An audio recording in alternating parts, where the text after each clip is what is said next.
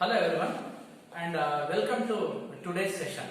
Today we are going to talk about oral construction of a story. So this is the unit 3. So in this session what we are going to learn is how to narrate a story. What are the things that we need to remember while narrating a story? How we can make a story very interesting? And what are the things that you need to understand? Like tone, intonation, what are the characteristics of a good story? So all these are the different things that we are going to learn in today's class. So what we are going to learn today? Oral construction of a story. So from your childhood days, you might have observed that your elders have told you one or the other stories. ಒಂದಲ್ಲ ಒಂದು ಅಜ್ಜಿ ಕಥೆಗಳನ್ನೆಲ್ಲ ನಿಮ್ಗೆ ಹೇಳ್ತಾ ಇದ್ರು. ಆಗೆಲ್ಲ ನೀವು ಎಷ್ಟು ಕುತೂಹಲದಿಂದ ಅದನ್ನ ಕೇಳಿಸ್ಕೊಳ್ತಾ ಇದ್ರಿ ಅಲ್ವಾ? ಸೊ ಆ ಕುತೂಹಲಕ್ಕೆ ಕಾರಣ ಏನು? The main reason for that curiosity is the story would generate a kind of curiosity. Okay, so I remember a story that I have read over internet where one particular presentation was completely different from all other presentations just because he narrated a story very interestingly.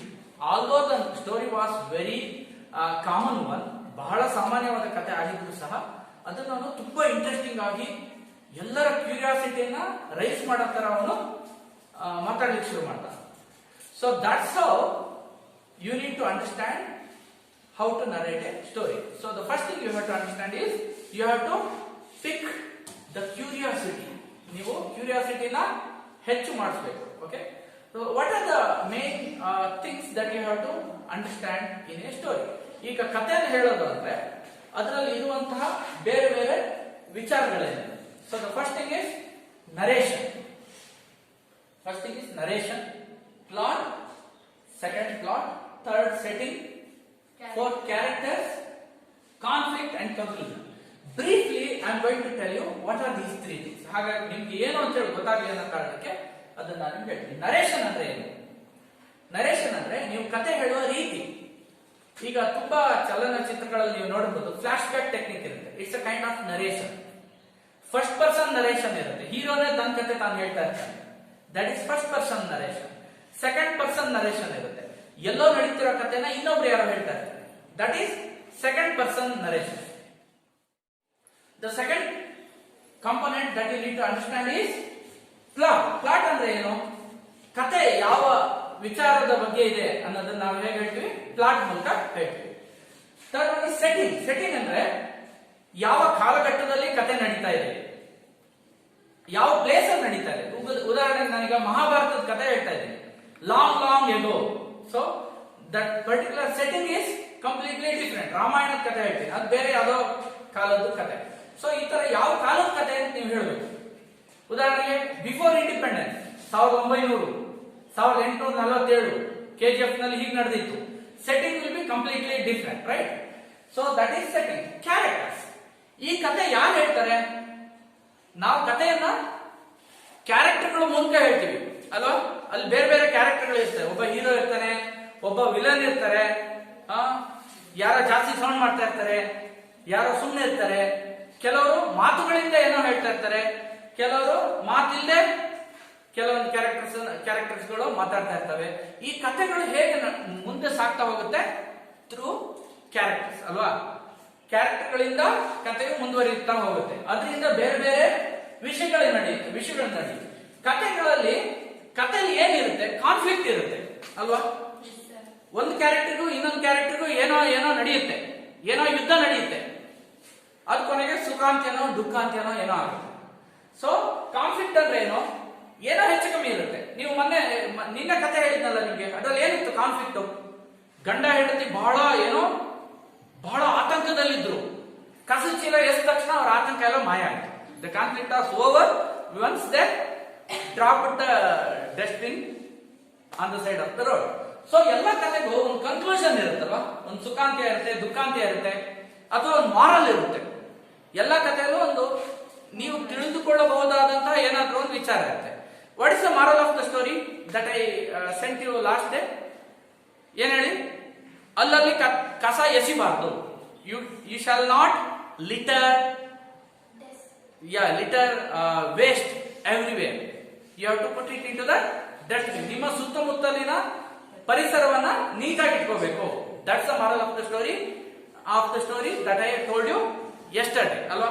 ಇವತ್ತು ನಾನು ನಿಮಗೆ 2 ಕಥೆಗಳನ್ನು ಹೇಳ್ತೀನಿ. ಇದ್ರ ಉದ್ದೇಶ ಏನಂದ್ರೆ, ಕತೆ ಹೇಳೋ ಉದ್ದೇಶ, ನೀವು ಕತೆ ಯಾವ ತರ ಹೇಳಬೇಕು, ಅದರಲ್ಲಿ ಕ್ಯೂರಿಯಾಸಿಟಿನ ಹೇಗೆ ನೀವು, how you have to pick the curiosity, ಯಾವ ತರ ಕ್ಯೂರಿಯಾಸಿಟಿ ಜಾಸ್ತಿ ಮಾಡಬೇಕು, ಕಥೆಯನ್ನ ಕೊನೆಯವರೆಗೂ ಕೇಳಿಸಿಕೊಳ್ಳುವಂತಹ ಮನಸ್ಥಿತಿಯನ್ನ ಕೇಳುಗರಿಗೆ ನೀವು ತಂದಿಡಬೇಕು. ಅವರಿಗೆ ಕೇಳೋಣ, ಏನೋ ಇಂಟ್ರೆಸ್ಟಿಂಗ್ ಇದೆ ಇದರಲ್ಲಿ ಅಂತ ಹೇಳಿ ಅವರಿಗೆ ಅನ್ನಿಸ್ತಾ ಇರಬೇಕು. ಆ ತರ ಮಾಡಬೇಕು ಒಂದು. ಆಮೇಲೆ so there should be some moral in the story.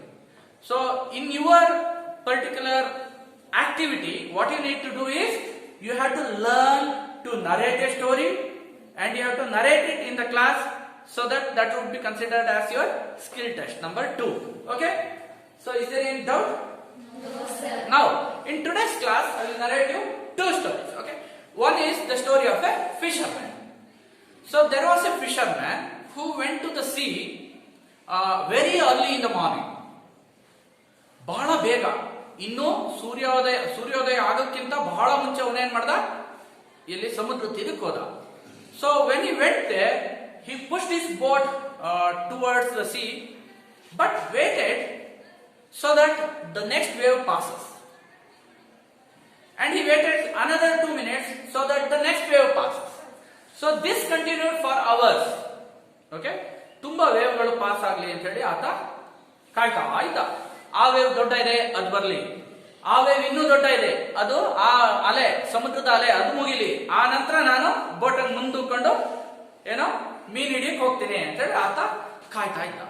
ಈಗ ಇಷ್ಟೆಲ್ಲ ಕಾಯ್ತಾ ಇರ್ಬೇಕಾದ್ರೆ ಏನ್ ಮಾಡಿದ್ದ ಅವನು? ಸುಮ್ಮನೆ ಕೂತಿರ್ಲಿಲ್ಲ. He was throwing stones to the sea. ಕತ್ಲಾಗಿತ್ತು, ಎಲ್ಲರೂ ನೆನ್ಪಿಟ್ಕೊಳ್ಳಿ. ಏನಾಗಿತ್ತು? ಕತ್ಲಾಗಿತ್ತು. ಆತ ಏನ್ ಮಾಡ್ತಿದ್ದ? ಕಲ್ಲುಗಳನ್ನ ಸಮುದ್ರಕ್ಕೆ ಹಿಂಗೆ ಎಸಿತಾ ಇದ್ದ. So he was waiting for other ways. All other fisherman, okay, they went into the sea. ಮಧ್ಯಾಹ್ನ ಆಯ್ತು, ಸಂಜೆ ಆಯ್ತು, it was evening. Those who went in the morning, they started coming back with boats full of fishes. ಸಮುದ್ರದಿಂದ ಏನೋ ಮೀನುಗಾರಿಕೆ ಮಾಡಿ ಬೋಟಿನ ತುಂಬಾ ಮೀನುಗಳನ್ನು ತುಂಬಿಕೊಂಡು ಆ ಕಡೆಯಿಂದ ಬರ್ತಾ ಇದ್ರು. ಇವನು ಹೋಗೇ ಇಲ್ಲ. ಇವನು ಅಲೆ ಕಾಯ್ತಾ ಇದ್ದಾನೆ, ಇನ್ನೊಂದು ಅಲೆ ಬರ್ಲಿ, ಇನ್ನೊಂದು ಅಲೆ ಬರ್ಲಿ. Okay, so what's the moral of the story? Can you identify the moral of the story? When you have to start doing your work, the first important thing is you have to put the first step forward. ಮೊದಲ ಹೆಜ್ಜೆನೆ ಎಲ್ಲದಕ್ಕಿಂತ ಮುಖ್ಯವಾದ ಹೆಜ್ಜೆ. ಯಾಕೆ? ನೀವು ಪ್ರಾರಂಭ ಮಾಡಬೇಕು. ನಾವು ಜೀವನದಲ್ಲಿ ಬಹಳಷ್ಟು ಮಾಡಬೇಕು ಅಂತ ಅನ್ಕೊಂಡಿರ್ತೀವಿ, ಆದ್ರೆ ಯಾವ ಕೆಲಸನೂ ಪ್ರಾರಂಭನೆ ಮಾಡಿರಲ್ಲ. The first step is very important. When you start doing a job, when you start doing towards a particular thing, when you start walking towards a thing, half of the work is over. You have to involve yourselves so that you will achieve something in that particular field. Right? So, ಮೊದಲ ಹೆಜ್ಜೆ ಬಹಳ ಶ್ರೇಷ್ಠ. That is the moral of the story. Moral number 1. What's the moral number 2? Somebody might have, observed it. ಅವನು ಏನ್ ಮಾಡ್ತಾ ಇದ್ದ? ಕತ್ಲಿದ್ದಾಗ ಎಲ್ಲ ಎಸಿತಾ ಇದ್ದ. At the end, when the sun rose, he observed that it was not just stones but diamonds. ಅವನು ಎಸಿತಾ ಇದ್ನಲ್ಲ ಸಮುದ್ರಕ್ಕೆ, ಅದೇನಾಗಿತ್ತು? ಬರೀ ಕಲ್ಲಾಗಿರಲಿಲ್ಲ, ಡೈಮಂಡ್ ಆಗಿತ್ತು. ಎಸ್ಬಿಟ್ಟ ಎಲ್ಲ. ಈಗ ನೀರಲ್ಲಿ ಹೋಗಿ ಒಂದು ಮುತ್ತಿನ ಕತೆ ಹುಡ್ಕೊಂಡ್ ಬರಕಾಗತ್ತಾ? ಈಸ್ಕೊಂಡು ಆಗಲ್ಲ, ಅದು ಸಮುದ್ರ. What's the moral number 2? Moral of the story number 2. What is it? Never underestimate anything, any person, anything, whatever. ಯಾವುದನ್ನು ನಾವು ಗಮನವಿಟ್ಟು ನೋಡದೆ, ಅದನ್ನ ನಾವು ಅರ್ಥ ಮಾಡಿಕೊಳ್ಳದೆ, ಯಾವುದನ್ನ ನಾವು ಜಡ್ಜ್ ಮಾಡಬಾರ್ದು. You shall not judge anything without understanding it. So this is the moral number 2. So ಈ 2 ಕಥೆಗಳಿಂದ ನೀವೇನ್ ಕಲ್ತ್ರಿ? ಇದು ಸಾಮಾನ್ಯ ಕಥೆಗಳು, ಸಣ್ಣ ಮಕ್ಕಳಿಗೆ ಹೇಳುವಂತ ಕತೆ, ಐ ಅಗ್ರಿ. ಆದ್ರೆ ಪ್ರತಿ ಕಥೆಯನ್ನು ಹೇಳಬೇಕಾದ್ರೂ you have to observe that you are narrating it to everyone. ಹೇಳ್ತಾ ಇರೋರು ಎಲ್ಲರಿಗೂ ಅದು ಕೇಳಿಸ್ತಾ ಇದೆ. First point, you are using the modulation, voice modulation. ಈಗ ಯಾವ್ದೋ ಒಂದು ಕ್ಯಾರೆಕ್ಟರ್ ಮಾತಾಡ್ತಾ ಇದೆ ಅಂದ್ರೆ ಅದನ್ನ ನೀವೇನ್ ಹೇಳ್ಬೇಕು, ರಾಜಣ್ಣ ನಂಗೆ ಹೇಳ್ದ, ಅಲ್ಲ ಕಣಪ್ಪ ನೀನ್ ಇಷ್ಟೊತ್ತಿಂದ ಮಾತಾಡ್ತಿದ್ಯಾ, ನಿಂಗೆ ಗಂಟ್ಲು ಒಣಗೋದಿಲ್ವಾ? ರಾಜಣ್ಣನ ವಾಯ್ಸ್ ಏನಾಗಿರ್ಬೇಕು, ಚೇಂಜ್ ಆಗಿರ್ಬೇಕು. There should be modulation. ಬೇರೆ ಬೇರೆ ವಾಯ್ಸ್ ಏನಿರ್ಬೇಕು, ಮಾಡ್ಯುಲೇಷನ್ ಇರ್ಬೇಕು. ಅವಾಗ ಕೇಳೋದ್ರಿಗೆ ಅದು ತುಂಬಾ ಚೆನ್ನಾಗಿ ಅನ್ಸುತ್ತೆ. ಈಗ ನಾನು ಪ್ರೈಮರಿ ಸ್ಕೂಲಲ್ಲಿ ಮಕ್ಕಳಿಗೆ ಪಾಠ ಮಾಡಕ್ ಹೋಗಿದ್ದೆ. ನಾನು ABCD ಪಾಠ ಮಾಡ್ಬೇಕು ಮಕ್ಕಳಿಗೆ. ಅವರಿಗೆ ಹಾ ನೋಡಿ ಇದು ABCD ಎಲ್ಲ ಕೇಳಿಸ್ಕೊಳ್ಳಿ, 26 ಲೆಟರ್ ಇದೆ ಇಂಗ್ಲಿಷ್ ಅಲ್ಲಿ ಅಂದ್ರೆ ಯಾರು ಕೇಳಿಸ್ಕೊಂತಾರ? ಅದೇ ಪಾಠ. ನಾನೇನ್ ಮಾಡ್ದೆ, ಹೋದವನೇ ನೀವೆಲ್ಲರೂ ABCD ಬಗ್ಗೆ ಕಲ್ತಿದ್ದೀರಾ ಅಂದೆ. ಅವ್ರೆಲ್ಲರಿಗೂ ಈ ಕಾರ್ಟೂನ್ ನೋಡಿ ಅಭ್ಯಾಸ ಇದೆ. ಹಿಂಗ್ ನಾನು ಹೇಳಿದ ತಕ್ಷಣ ಏನ್ ಮಾಡ್ತು, ಕನೆಕ್ಟ್ ಆಗ್ಬಿಡು. ಹೋ ಯಾವ್ದು ವಾಯ್ಸು, ಡೋರಾನ? ಡೋರಾ. ಮಕ್ಕಳು ನೋಡ್ತಾರಲ್ಲ ಕಾರ್ಟೂನ್ ಕ್ಯಾರೆಕ್ಟರ್ ಅಲ್ಲಿ ನಾನು ಮಾತಾಡಿದೆ. ಇನ್ನೊಂದು ಯಾವ್ದೋ ಕಾರ್ಟೂನ್ ಅಲ್ಲಿ ಬರುತ್ತಲ್ಲ, ಯಾವ್ದು ಕಾಳಿ ಪೇಟ್ ಮೇರೆ ದಿಮಾಕಿ ಬತ್ತಿ ನಹಿ ಜಲ್ತಿ ತುಮಿ ಮೋಟು ಬತ್ತು ವಾಯ್ಸ್ ಅಲ್ಲಿ ಹೇಳಿದ ತಕ್ಷಣ ಎಲ್ಲರೂ ನನ್ಗೆ ಹಸಿ ಆಗಿದೆ. ಕಾಳಿ ಪೇಟ್ ಮೇರೆ ದಿಮಾಕಿ ಬತ್ತಿ ನಹಿ ಜಲ್ತಿ ತುಮಿ ಕುಚ್ ಸೋಚೋ ಎಲ್ಲೋ. So then I started teaching them in Motu Patlu's voice. They connected to it. ಅವ್ರಿಗೆ ಅದೇನಾಯ್ತು, ಆಸಕ್ತಿ ಕೆರಳಿಸ್ತು. So whenever you are narrating a story, you need to connect to the audience. What is important? Rapport is very important. Rapport ಅಂದ್ರೆ ಏನ್ ಹೇಳಿ, ನಿಮ್ಗೂ ಅವರಿಗೂ ಏನಿರ್ಬೇಕು, ಒಂದು ಕನೆಕ್ಷನ್ ಇರ್ಬೇಕು. ನೀವ್ ಹೇಳೋದನ್ನ ಅವ್ರು ಕೇಳಿಸ್ಕೋಬೇಕು. It should be two way communication. ನೀವೇನಾದ್ರೂ ಕೇಳಿದಾಗ ಅವರು ರಿಪ್ಲೈ ಮಾಡ್ಬೇಕು, ಆನ್ಸರ್ ಮಾಡ್ಬೇಕು. Then the story will be effective. ಇದನ್ನೆಲ್ಲ ನಿಮ್ಗೆ ಯಾಕೆ ಹೇಳ್ತಾ ಇದ್ದೀನಿ ನಾನು? ಸ್ಟೋರಿ ಕತೆ ಹೇಳೋದ್ರ ಬಗ್ಗೆ. I am A story teller. ನಾನು ಸಾಕಷ್ಟು ಕತೆ ಬರೆದಿದ್ದೀನಿ, ನನ್ನ ಬ್ಲಾಗ್ ಅಲ್ಲಿ ಇದೆ. ಆಮೇಲೆ ಪ್ರತಿಲಿಪಿಲಿ ಕತೆಗಳಿದೆ, ನಿಮ್ಗೆಲ್ಲ ಗೊತ್ತಿದೆ. ಸಾಕಷ್ಟು ಕತೆ ಬರೀತೀನಿ. ಕತೆ ಹೇಳೋದ್ರ ಬಗ್ಗೆ ನಾವೆಲ್ಲ ಕತೆ ಹೇಳಿದೆ. ಈ ಕತೆ ಹೇಳೋದನ್ನ ನಿಮ್ಗೆ ಯಾಕೆ ಹೇಳ್ತಾ ಇದ್ದೀನಿ? Why I am telling all this to you? It is one of the presentation techniques. ಕತೆ ಹೇಳೋದು ಒಂದು ಕಲೆ. ನೀವೆಲ್ಲ ಮನೇಲಿ ಕತೆ ಹೇಳಿರ್ತೀರ ಅಲ್ವಾ? ಒಂದ್ ದಿವಸ ಸಿನಿಮಾಗೆ ಹೋಗಿರ್ತೀರಾ, ಮನೇಲಿ ಏನ್ ಹೇಳ್ತೀರಾ, ದೀಪಕ್ ಸರ್ ಸ್ಪೆಷಲ್ ಕ್ಲಾಸ್ ತಗೊಂಡಿದ್ದು ಕತೆ ಹೇಳಿರ್ತೀರ, ಎಲ್ಲ ನಂಬೋ ತರ ಕತೆ ಹೇಳಿ. ಅದೇ ತರ even in presentation you need to present it so that it would be communicated well, and you can learn that as a presentation technique. Okay, kate helodu athwa narrating a story, oral narration of a story is also a very important presentation technique. Thank you very much. I think you have enjoyed my presentation. This is also a presentation. Okay, ಎಲ್ಲರೂ ಕತೆ ಚೆನ್ನಾಗಿ ಹೇಳೋದನ್ನ ಅಭ್ಯಾಸ ಮಾಡ್ಕೊಳ್ಳಿ. You learn all these attributes. ಇವೆಲ್ಲವೂ points ಗಳನ್ನ ದಯವಿಟ್ಟು ಎಲ್ಲರೂ ತಿಳ್ಕೊಳ್ಳಿ. ಆಮೇಲೆ ಸ್ಟಡಿ ಮೆಟೀರಿಯಲ್ ಅಲ್ಲಿ ಎಲ್ಲ ವಿವರಗಳನ್ನ ನಾನು ನಿಮ್ಗೆಲ್ಲರಿಗೂ ಕೊಡ್ತೀನಿ.